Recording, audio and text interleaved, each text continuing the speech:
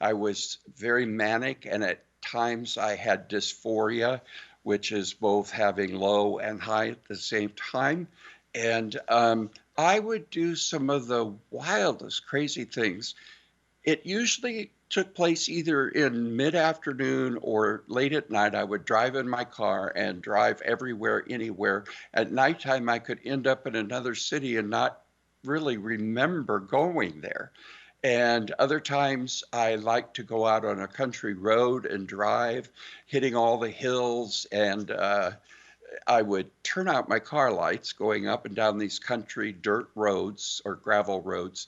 And I would open my window, I'd open the door, I'd stick my foot out, no lights on. And if there was a murder in the city and I heard about it, I went to where that had happened. It was just bizarre behavior. And I kept pleading for somebody to help. And my wife had talked to the leaders also, and no one really wanted to interrupt the growth of the church. We had just relocated. They didn't know what to do. It would mean a leave of absence for me. And I kept saying, Lord, Lord, Lord, Lord, please intervene. Well, he did, or he allowed an intervention.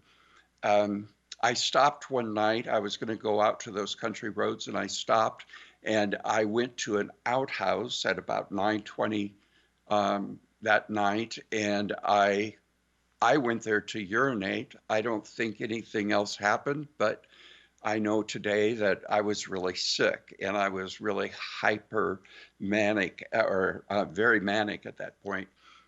And I was accused by an undercover police officer for doing something other than urinating.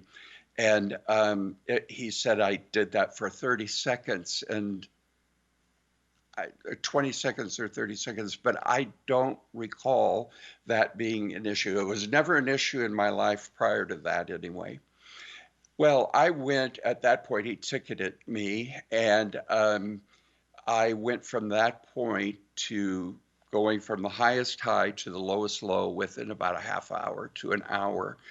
And for the first time in my life, I was not only depressed, but if they would have left me alone for even minutes, I would have tried to take my life. And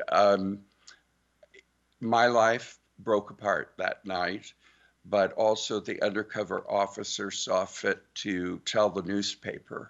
And so it all broke on the news. And it was 20 seconds or 30 seconds of my life. And it cost me everything but the people most dear to me, my family, my wife, my children, as well as then what happened that went on for 18 months. I was in the news constantly. I always tell the guys in the jail when I go to the jail and teach today, I always tell them, I've been in the news more than any one of you, so let's talk. And anyway, after about 18 months, then I paid the $50 fine or the $75 fine and went on, and the legal part was over. But in the process, I was forced to resign. And at that point, this group of people came around us and said, we want you to be our pastor. A lot of them were medical. I had gone to a hospital. This happened in May, and I didn't get to a hospital till August. I nearly bled to death emotionally.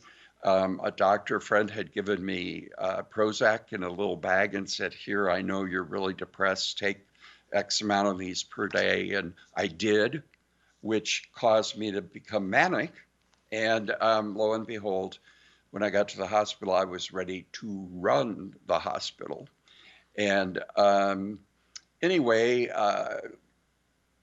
this group of people came around us and they said, we would really like you to be our pastor, but if not, we've started a church and we'd like to provide you and your family safety to just get better.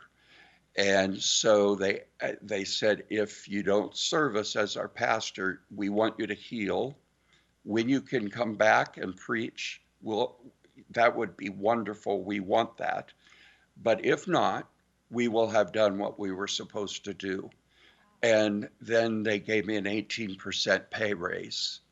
And that was what I mean, the grace that they showed our family, because the denomination that I was part of wasn't going to do anything otherwise. Brad, we want folks to know about Fresh Hope, about the website that they can go to. So, because truly Fresh Hope offers so many different resources, resources for churches to be able to wrap their arms around their community, their congregation, and you have different retreats. Can you share where can folks go online to find out more? Yes, it's freshhope.us. Freshhope.us. We have support groups online. If you don't have a support group in your city, you could start one. If not, you can join one online. We have groups for teenagers, for preteens, adults. We have groups for pastors. We have Healing the Heart Wounds of Ministry for pastors. We have trauma healing groups. We have refocusing widows, for widows that are going through the loss of their husband, and probably soon to be for widowers.